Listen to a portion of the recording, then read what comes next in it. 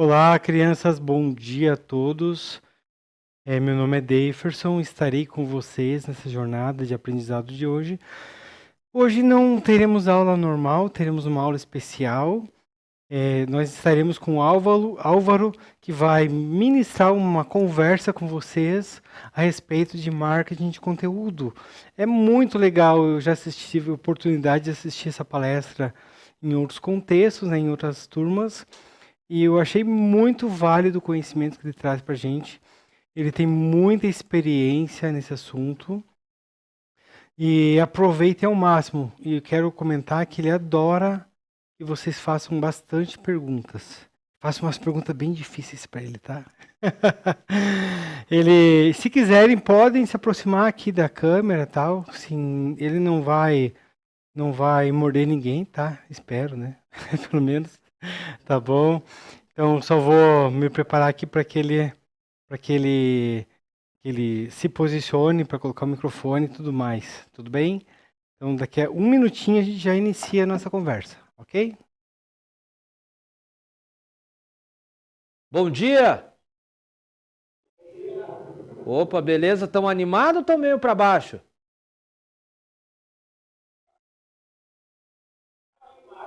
Opa, hoje já é quinta-feira, amanhã é sexta-feira, sextou, né? Então tem que ter alegria, né? Se a gente já fica alegre na segunda-feira, imagine na pré-sexta-feira. Então vamos nos alegrar. Então, bom dia! Opa, agora melhorou. A professora aí, a professora Débora? Tudo, tudo bom, professora? Tudo bem também, graças a Deus aí. Mas não precisa me chamar de senhor, eu só sou jovem há mais tempo, sem problema. Meus cabelos brancos aqui é só para a gente ter assim mais estilo, para oferecer mais respeitabilidade aos nossos alunos aí. Mas estou na mesma idade deles aí. Estou na mesma. Obrigado, professora Débora, obrigado mesmo. E vocês são de Telêmaco Borba, então? É a terra do papel, né? Aí fazemos papel aí, né? Então tem a Klabin, então bacana mesmo. Muito legal aí saber estar conversando com vocês aí, conversando com essa turma aí, bacana, tá? É o curso de é curso de marketing, né, professor Davidson? Curso de marketing, bacana mesmo. E todos vocês assim, dentro da área de marketing, o que vocês estão imaginando a seguir aí vocês? A minha colega aí na frente, qual que é a tua ideia? Oi? Não sabe? Eu não entendi o que ela falou. Eu não entendi, você consegue repetir? Não sabe ainda? Mas não tem problema. A gente não precisa saber. A gente tem que ir aprendendo igual o Waze, né? Readequando a rota. A gente vai indo mesmo assim. Você pensa assim que vamos pegar Einstein, o grande cientista, até os 40 anos ele ainda não era Einstein. Então a gente não precisa ter pressa, essa ansiedade, e, inclusive porque a nossa sociedade atual, agora a gente está vivendo um momento de muita ansiedade, principalmente nos mais jovens, né? Mas não significa que eu também não tenho ansiedade. Eu tenho ansiedade, eu sou diagnosticado com transtorno de ansiedade generalizada. Vou no psiquiatra, vou no psicólogo, tomo remédio, né? Então todo mundo precisa disso, né? Como eu tenho umas pessoas que são, de certa forma, preconceituosas, né? Que dizem, eu não vou no psicólogo, eu não vou no psiquiatra, é coisa para louco. Não, é coisa para não ficar louco. Principalmente com essa sociedade. E uma das coisas que realmente nos deixam louco, o que é? Isso aqui, ó. Isso aqui a professora Nicole até já percebendo, já fez bem o foco aqui, isso aqui. O smartphone, o celular, as redes sociais, né? As redes sociais, assim, a gente tem que fazer uma análise das redes sociais bem equilibrada mesmo, porque a rede social, eu digo a rede social, eu digo a internet, opa, peraí, tô batendo aqui na cadeira aqui. As redes sociais, a internet, funciona do mesmo jeito que uma faca. A mesma faca que mata é a faca que corta e faz o alimento. Então, é a utilização que a gente faz da internet que é o grande segredo para a nossa vida. Não é à toa, por exemplo, que a nossa sociedade, segundo a Organização Mundial da Saúde, 30% da nossa população está tendo transtornos da mente, seja ansiedade, seja bipolaridade, seja depressão, porque as redes sociais nos oferecem o quê? A comparação, né? Por exemplo, você que está vendo aí o teu smartphone agora, você está na aula, daqui a pouco você vê um amigo teu que está na praia, você pensa, pô, mas eu aqui na aula e ele ali na praia, né? Um grande problema da nossa vida é justamente isso, né? A comparação. E a comparação é o primeiro passo para a melancolia, que é o passo para a depressão, né? Não é à toa que, por exemplo, a série Adolescência na Netflix. Vocês assistiram a série Adolescência da Netflix? Não. Professora Débora, você chegou a assistir? Teve contato? Não. Então eu recomendo todos vocês assistirem a série da Netflix, Adolescência. São 4 episódios, é fácil, bem fácil. 4 episódios assim. O que conta ali? Conta justamente um assassinato. Eu não estou fazendo spoiler, porque você já descobre 10 minutos ali. Um menino de 11 anos assassina uma menina de 13 anos numa escola. E por causa do quê? Por causa de todo do excesso de telas, dos excessos das redes sociais. Foi uma série que fez sucesso no mundo todo, então vale a pena vocês refletirem, vocês verem como que é, porque é muito interessante você fazer isso. Como mesmo eu estou falando aqui, por que eu estou falando disso? Porque a gente precisa na nossa vida colocar o equilíbrio nessa questão do uso de telas. Domingo ou antes de domingo mesmo, semana passada, né? Vocês viram o vídeo que o Felca fez, né? Do documentário. Vocês assistiram o documentário do Felca? O que vocês acharam, os dois amigos?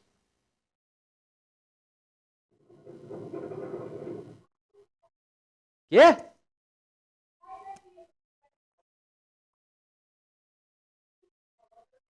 Isso, falou a verdade, bem isso. Parabéns para você. E olha só o que é interessante. Você viu aquele vídeo lá que tem aquela parte daqueles mini coaches lá, né? Os dois entrevistadores, o outro menino falando: para que eu vou aprender sobre o que é Aristóteles? Aristóteles, vou ser assaltado e vou dizer Aristóteles, né? Por exemplo, Aristóteles, né, foi um filósofo da Grécia, antes de Cristo, que estudou matemática, estudou sociologia, estudou direito, estudou todas as ciências assim, e até hoje nós estamos falando de Aristóteles. E uma das coisas que mais acertadamente Aristóteles falou, ele disse assim: a virtude está no meio. A virtude do equilíbrio, nem 8, nem 80, nem ficar o dia inteiro nas redes sociais e também não ver as redes sociais assim, mas ter o quê? O equilíbrio. E é justamente esse equilíbrio que faz a diferença na nossa vida. Faz a diferença na nossa vida. Principalmente a gente que está trabalhando com marketing e mais especificamente com marketing digital. Aí eu também recomendo para vocês um documentário, não é série, da Netflix, O Dilema das Redes. O Dilema das Redes. O Dilema das Redes é um documentário muito bem feito, produção da Netflix, que entrevista profissionais que trabalharam na Apple, no Google, na Microsoft, na Meta, Facebook, Instagram, WhatsApp, né? Em todas essas grandes Big Techs. E esses profissionais que são os responsáveis por terem construído as redes sociais, eles ali falaram da limitação que eles mesmos fazem com os filhos deles. Eles falam: não, eu sei como que funciona as redes sociais, eu sei como que funciona os algoritmos. Então, o que a gente precisa? De equilíbrio. A gente precisa o quê? Oferecer limites. Até 2 anos de idade é uma coisa, até 6 anos é outra, até 8 anos é outra, até 13 é outra. Porque cada um de nós tem uma possibilidade cognitiva, uma capacidade cognitiva que o nosso cérebro ainda está se moldando. Então, por isso que a gente tem que ter essa responsabilidade de como usar as redes sociais. E agora o meu alerta não é somente para os mais jovens, mas sim também para os mais para os mais idosos. Por exemplo, vou pegar o exemplo da minha mãe. A minha mãe vive no WhatsApp mandando bom dia, boa tarde, boa noite, sabe? Então o que acontece? Ao invés de ela estar usando o WhatsApp, usando o celular para algo que traga de valor para ela, ela está o quê? Apenas o quê? Fritando o cérebro dela. E o que acontece? Ano passado, por exemplo, você pega a Universidade de Oxford, que faz o dicionário de Oxford, colocou como sendo o termo do ano o brain rot. O que é o brain rot? O cérebro podre. Porque as redes sociais, esse aparelho aqui, nos deixou completamente alucinados. Assim, alucinados, por quê? Esse aparelho aqui, ele é anestesiante. E as redes sociais são anestesiantes, né? Que, por exemplo, a gente olha um gatinho, a gente olha um cachorro, a gente olha um vídeo da Virgínia Fonseca, a gente olha um vídeo lá do Ítalo Santos, a gente olha um vídeo do Felca, a gente olha um vídeo e vai rolando, e passa o dia, a gente ficou 4, 5 horas e não agregou de fato, né? Então, por isso que a gente tem que fazer o quê? Trazer as redes sociais, trazer tudo isso que nos oferece para o nosso lado. Por isso que a gente traz essa aula aqui agora chamada o quê? Comunicação de valor. Comunicação de valor, que a gente pode chamar também do quê? De marketing de conteúdo. E por que eu, como um jornalista, eu sou um jornalista, sabe? Eu gosto de trazer a palavra comunicação ao invés do marketing de conteúdo. Porque o marketing a gente pensa mais especificamente nas vendas, né? Do preço, de produto, de promoção. E comunicação, eu digo assim, que a gente pensa mais numa transformação cultural, numa transformação, de certa forma, também cognitiva para nós, né? Por isso que eu trago esse nome, comunicação de valor. E, por exemplo, aí a nossa primeira imagem, que eu acho que vocês estão vendo, né? Ou estava, né, Nicole? Agora está ali a primeira imagem. Sou eu, né? Sou eu fazendo um podcast com três professoras de enfermagem, né? Uma mestre, 2 doutoras, né? 2 doutoras na Universidade Federal, uma também agora mestre na Universidade Federal e uma aluna de enfermagem do Santa Cruz Centro Universitário. E ali a gente o quê? De uma maneira assim, tipo, a gente falou sobre enfermagem, né? Sobre enfermagem, mostrando vários perfis, assim, vários jeitos de fazer a enfermagem, por exemplo, de uma maneira assim lúdica, que era através de um podcast, de uma conversa informal, e consequentemente essa nossa conversa está fazendo nas entrelinhas a divulgação do nosso curso de enfermagem, que é o curso de enfermagem do Santa Cruz Centro Universitário. Então você veja que ali nós não estávamos vendendo um curso, mas a gente estava vendendo o quê? Um conhecimento, oferecendo, né, um conteúdo sobre a enfermagem, né? E daí por isso que a gente traz esse tema, que é a comunicação do valor. E qual que é a prática histórica da comunicação de valor? Nós vamos ver aqui no nosso primeiro slide, tá? No nosso primeiro slide, daí eu pergunto até para vocês aqui no nosso próximo slide, o que é esse bonequinho que está no nosso próximo slide, que vai aparecer aí agora, que é aqui, né? Que eu que mando, né? Eu que mando aqui. Tá? Conhece esse bonequinho aí?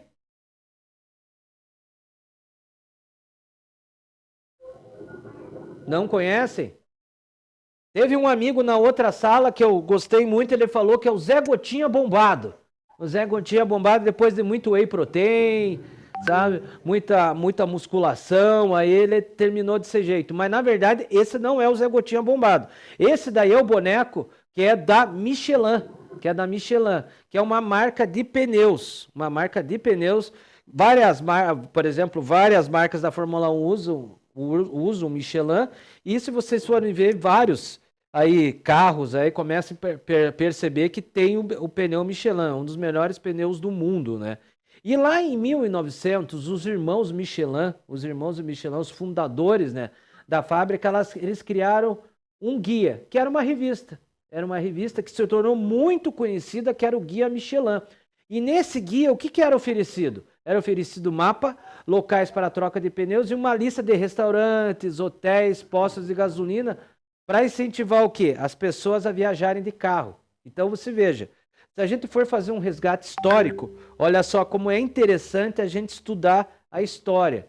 Eu já escutei colegas de vocês assim, que falam assim, pô, para que eu quero estudar? O que eu quero estudar sobre coisas de pessoas que já morreram? Essas pessoas que já morreram é as que construíram o mundo que a gente está vivendo agora. E nós, eu vou até falar uma coisa para vocês, assim, que se vocês ainda não sabem, sabe? Nós ainda um dia vamos morrer também. Daqui 100 anos, nenhum de nós estaremos mais aqui.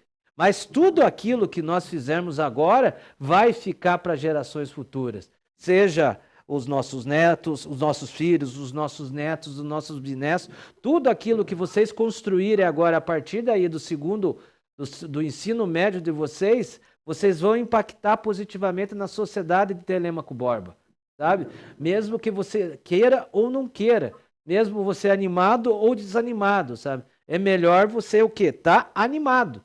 Mas eu sei que muitas vezes, assim, quando a gente é jovem ainda, muito jovem, eu sou jovem há mais tempo, né? A gente chega à conclusão que tem muitas coisas que a gente faz assim que não é legal fazer, mas com o tempo a gente vai vendo que é importante o que a gente está fazendo, né? Principalmente isso aqui. A gente juntos, eu, o professor Iderverson, a Nicole, a professora Débora aí, oferecendo essa condição. Lá na época que eu estudei, que eu entrei no colégio nos anos 70, lá na Mirazinha Braga, nos anos 80, no Ini Caldeira, aqui em Curitiba, o que eu tinha? Eu tinha uma cartilha de papel, né? E por causa do trabalho de muita gente que veio antes de mim, a gente pode estar fazendo essa aula agora dessa maneira online. Nós aqui em Curitiba e vocês aí em Telêmaco Borba. E outra coisa que eu acho bem interessante vocês terem essa conscientização, lá nos anos 80 aconteceu muito o processo de imigração, principalmente assim, nossos amigos nordestinos vindo para São Paulo, o interior do Paraná vindo para Curitiba, mas agora as tecnologias digitais nos oferecem o seguinte, a gente não precisa mais fazer esse movimento migratório, sair de Telêmaco Borba e vir morar em Curitiba, sabe? A gente consegue trabalhar em Telêmaco Borba atendendo clientes em Curitiba, atendendo clientes em Foz do Iguaçu, em Londrina, em São Paulo, em Porto Alegre. Então, você veja só, que vocês não precisam botar na cabeça de vocês, eu vou sair de Telêmaco aqui para Curitiba. Não faça isso. Eu cheguei atrasado na aula anterior aí que eu fiz, eu colaborei com o professor Everson por causa do trânsito. Então, o melhor de tudo é a gente usar as novas tecnologias para o nosso favor, não para aprisionar. O Instagram, o smartphone, claro que é legal, mas ele tem que trabalhar para a gente, não a gente virar escravos dele, sabe? Então é por isso que eu gosto sempre de lembrar essa questão histórica. Por isso que eu trago aí o bonequinho da Michelin, mostrando que lá atrás era um guia, era uma revista. Hoje, agora o que são? São os influenciadores, são os sites. Quantos influenciadores que vocês gostam aí, que vocês consultam? Ele viajou para tal lugar, ele foi fazer uma viagem para Foz do Iguaçu, foi para São Paulo, foi para Rio Grande do Sul. O guia Michelin, nessa época, era para isso. O que estava acontecendo? Você veja assim como é importante a gente saber a história. Nessa época que surgiu o carro, né? Mais ou menos aí por Ford, através do trabalho de Henry Ford, né? Fez o Ford, foi o primeiro carro lá, aquele carro preto, né? Que ele se orgulhava de ter feito um carro preto que você não precisava sofrer para escolher qual cor eu quero, só tem um carro preto. Aí veio a Chevrolet oferecer o carro de outras cores. E naquela época, o que acontece? Existia poucas estradas. Aí precisaram fazer as estradas para esses carros andar, né? E daí, para esses carros andarem, precisava o quê? De pneu, né? E quanto mais as pessoas quisessem andar, passear pelos Estados Unidos, né? Mais carros precisavam ter, mais estradas precisavam ter e, consequentemente, mais pneus precisavam ser fabricados. Foi por causa disso que a Michelin fez isso daí. Então você veja assim que eles estavam vendendo um conceito, vendendo um estilo de vida, vendendo um produto deles, né, que era o pneu, oferecendo aqui um novo estilo de vida. Vamos viajar de carro pelos Estados Unidos? E foi isso que aqui no Brasil também lá a partir mais ou menos dos anos 60, 70, nos anos 60 que teve, né, o boom da indústria automobilística no Brasil. Nos anos 70 surgiu o guia 4 rodas. Aqui no Brasil também, que você, por exemplo, vou viajar para Foz do Iguaçu, vou comprar um guia 4 rodas para ver como que eu chego até lá, qual posto de gasolina tem, qual restaurante legal tem. Então você veja assim que era vender algo, mas sem estar vendendo, mas vendendo o quê? Um conceito, um estilo de vida. E também a fábrica John Deere, né, que era de equipamentos agrícolas, fez a mesma coisa, sabe? Criaram uma revista, um catálogo de produtos, trazia o quê? Dicas sobre agricultura, gestão de negócios. Então você veja que esse marketing de conteúdo, essa comunicação de valor veio desde lá de trás. Não é uma invenção das redes sociais, não é uma invenção da internet, mas sim lá de trás desses pioneiros. Por exemplo, pega aí os criadores da John Deere e também os irmãos Michelin, com essa possibilidade. Então você veja, aí que é importante a gente estudar a história e é importante a gente saber quem foi Aristóteles, sabe? Quem foi Aristóteles? Pode ser que na hora que o ladrão chegar e você argumentar quem foi Aristóteles, ele se converta e veja, pô, é importante a gente estudar. Então veja assim, é fundamental para a gente conseguir entender o nosso presente, a gente precisa compreender o nosso passado para a gente construir o nosso futuro. Então tudo é importante. Sabe? Tudo é importante aí dentro da escola, dentro do nosso dia a dia, do nosso cotidiano. E agora, se a gente for falar no conteúdo moderno, né? Agora, a partir do ano 2000, quem é considerado o pai do conteúdo moderno? É esse senhor aí sorridente, que é o Joe Pulizzi, que ele é fundador do Content Marketing Institute, sabe? Ele é amplamente, né, considerado o pai do marketing de conteúdo. E por quê? Por quê? Desse marketing de conteúdo moderno, de agora, a partir do ano 2000, né, que começaram a surgir as redes sociais. Porque você veja assim, quem são os nativos digitais? São vocês. Vocês nasceram assim, a partir de... Que ano que vocês nasceram? Vocês nasceram em 2006, mais ou menos, né? Né, professor Davidson? 2010. Que anos que vocês nasceram? Oi? 2006. Então, por exemplo, para vocês verem, eu tenho 52 anos, eu nasci em 72.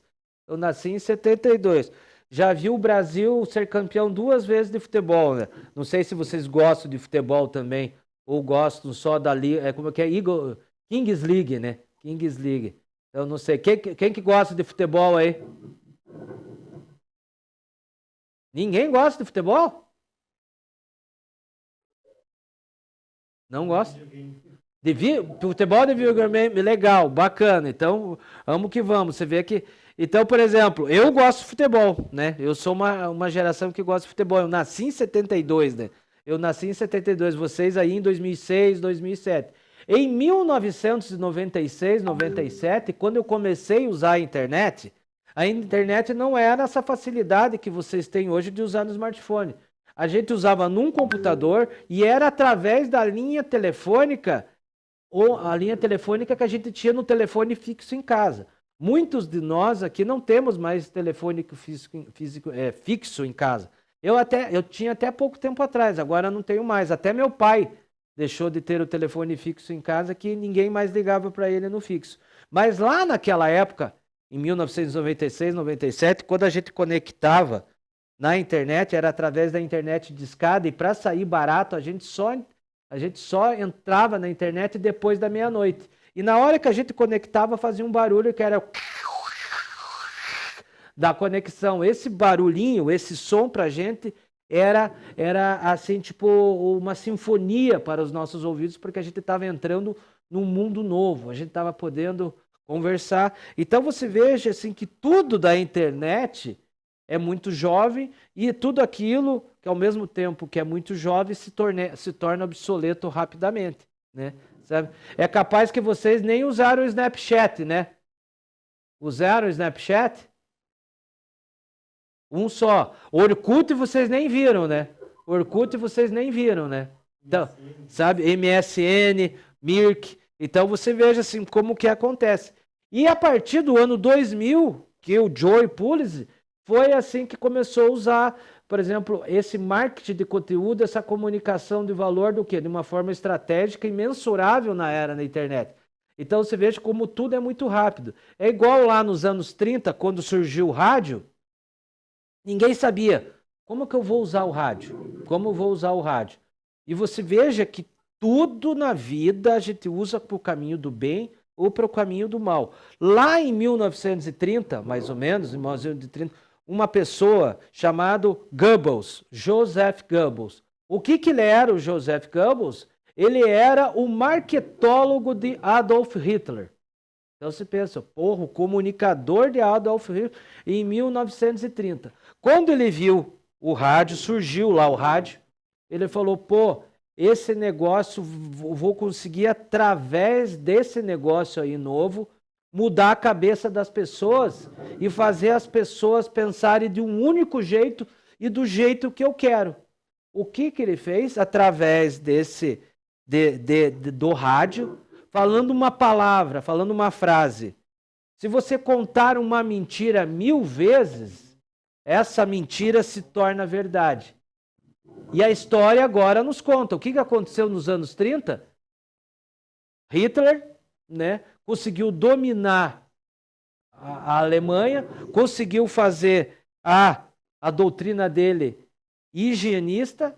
Em 1930, nos anos 30, ele conseguiu ganhar a presidência da Alemanha e a partir de 1939 ele começou a Segunda Guerra Mundial, invadindo a Áustria, invadindo a Polônia e invadindo outros países, e veio um conflito que durou 6 anos. Um conflito que matou mais de 60 milhões de pessoas. Então você veja através do quê? De um instrumento de comunicação. E agora, dezenas de anos se passaram, a gente vê o advento das redes sociais fazendo a mesma coisa. Dando voz a movimentos beligerantes. Dando voz a movimentos beligerantes, trazendo o quê? Por exemplo, você veja assim que a gente vê movimentos como aconteceram em 2011 e 2012, que é a Primavera Árabe. Eu também recomendo que vocês façam essa pesquisa. E os movimentos que acontecem agora, dessa beligerância, das guerras, conflitos comerciais, toda essa narrativa, essa disputa de narrativa, o quê? Usando o quê? As redes sociais. Então você veja assim como é interessante fazer essa discussão e essa reflexão.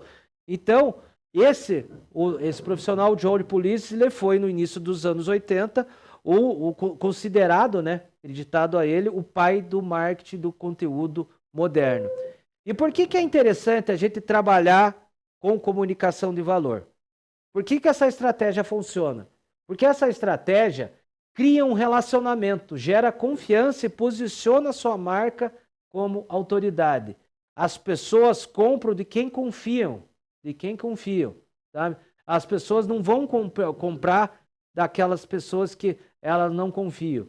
Quando vocês aí, vou perguntar lá para o meu colega que está lá no fundo, no meu lado direito. Tudo bem com você aí? Levanta a mão ali. Aquele lá do fundo lá. Ele não quer levantar. Na verdade, eu pensei no outro, mas vai você mesmo. Qual que é o teu nome? Mateus? Mateus, me diga uma coisa. Quando você quer ir num restaurante legal, como que você descobre? Qual que é a melhor pessoa? Para quem que você pergunta? Eu quero almoçar hoje bem, pagando barato. Como que você faz? Oi?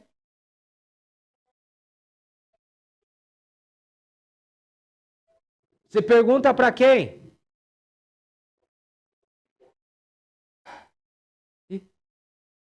Tá tão ruim a aula que tá todo mundo indo embora? Mas né?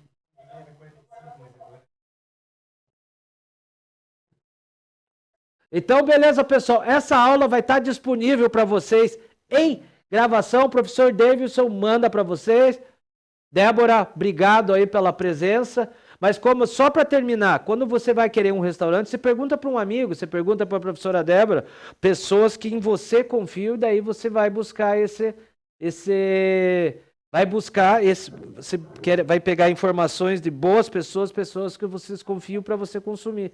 É isso que o marketing de conteúdo oferece para vocês, a comunicação de valor. Mas essa aula vai estar gravada, vai estar disponível e vocês vão poder ter esse contato. Obrigado, professora Débora, e obrigado aos 3 alunos aí que ficaram até o final. Valeu, ótima quinta e ótima pré-sexta para vocês. Obrigado, professora Débora.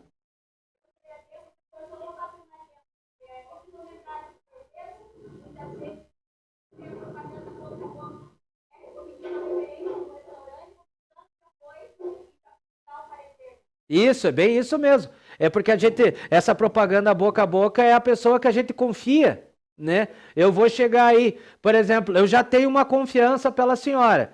Por exemplo, se eu fosse viajar aí para Telêmaco agora, poxa, onde que eu posso? Eu vou chegar aí perto da hora do jantar. Aonde que eu posso ir? Você vai me dizer, eu falo, é lá que eu vou.